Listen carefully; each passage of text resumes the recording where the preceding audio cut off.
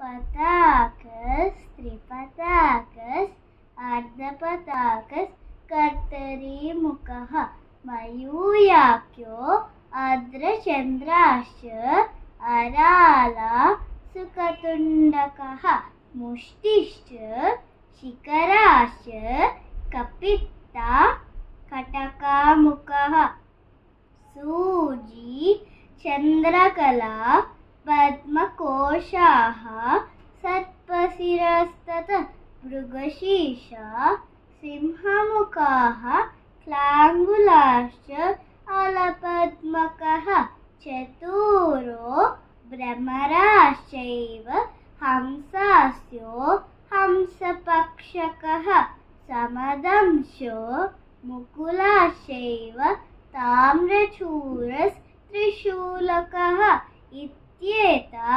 असंयुक्तहस्ता अष्टविंशतिरिरित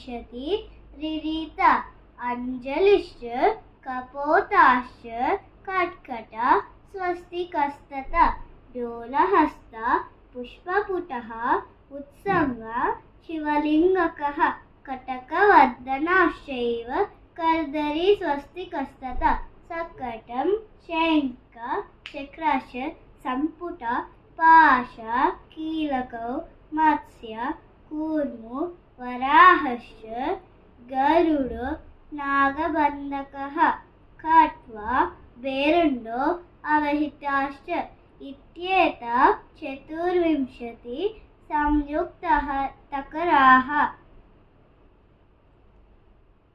Thank you.